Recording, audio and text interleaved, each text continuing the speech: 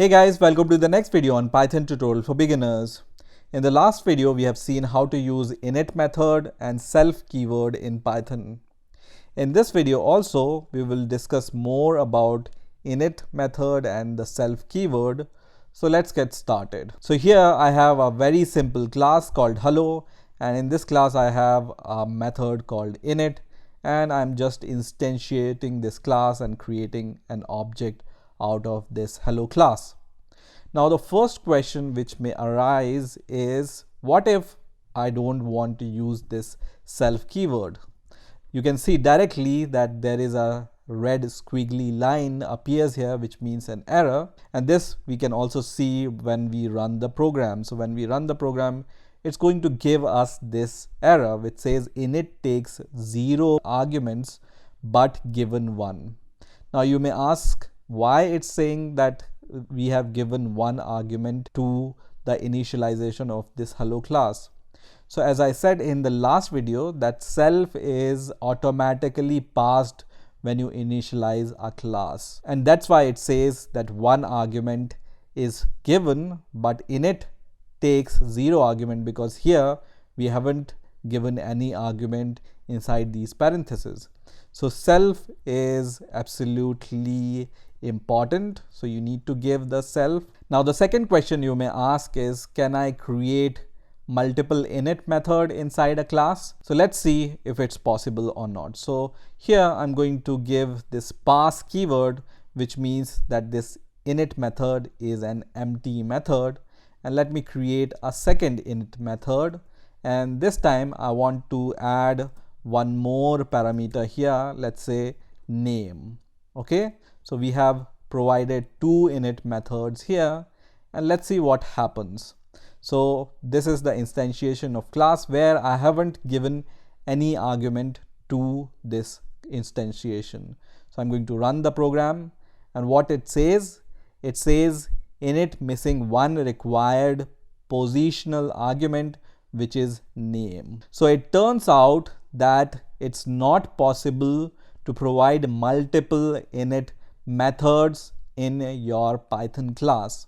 If you provide multiple init method in your Python class, the init method which you define at last will be considered as the main init method, and other will be overwritten. Okay, so whatever init method you define at last, that signature of init method will be valid, and all the other init method which you will create will be overwritten by the last init method. Okay, so let's provide the argument name here. So I'm going to just provide 1 argument here and then run this code, and it works perfectly fine. Okay, let me just reverse this order. So instead of using this init at the top, I will use the init which doesn't take any parameter at the bottom now. Okay, and we provide this argument, and let's run the code, and now once again we get the error which says init takes 1 positional argument but 2 were provided. So 1 positional argument means that this init only takes the self argument and nothing else, but here self is provided automatically, but we are providing an extra parameter here which is not required, and that means this init which we have defined later is valid and this previous init is not valid. So always remember, it's not allowed to use multiple init method in the Python class, but if you do this, the last init method will be a valid init method, and all the other init method will be the invalid init method. Now one more question you may ask here, what if I want to create both kind of instances, one which takes no argument here and other which takes 1 argument or multiple arguments here?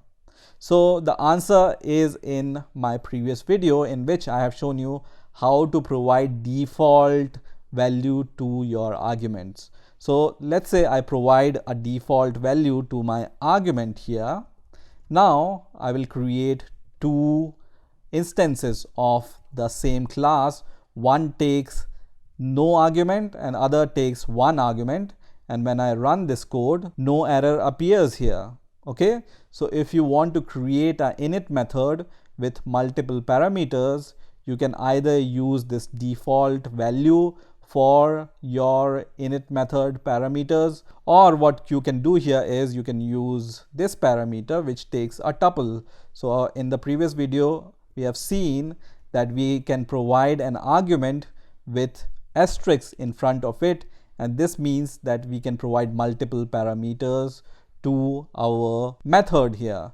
And when we run the code, it's also valid. We can also provide multiple parameters here, and it will also be totally valid. So I'm going to run the program once again, and you can see it's totally valid. So if you want to provide multiple parameters to your init method, you can use this kind of notation, or you can provide the default value to your parameter, or the last thing you can use is you can use, for example, this type of argument which takes the keyword, so kwargs here.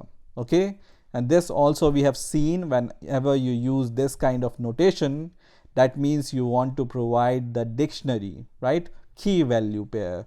So let me provide some kind of key value pair. Let's say name is equal to some kind of name here, and then let me run the code, and it's totally valid. It doesn't give us any error. So even though multiple init methods are not allowed in Python, you can use these type of notations in order to give variable length argument in your init method. Now let me just remove all the parameters from here and this instantiation from here also.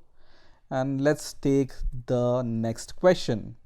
So let's say I want to remove this pass keyword from here, and here I want to initialize some values. So self dot name is equal to, let's say we will provide some name. So I'm going to provide a argument called name, and self dot name is equal to name here.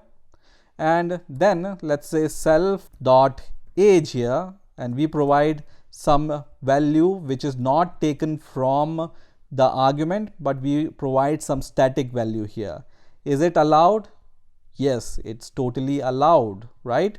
So if you want to provide some default value for your attribute, you can absolutely provide that without even passing it as an argument. So it's not necessary that all the attribute values you need to provide from this argument list. You can provide any default or static value here which is not coming as an argument. So I hope that clarifies some more details about this init method. Thanks for watching. I will see you in the next video.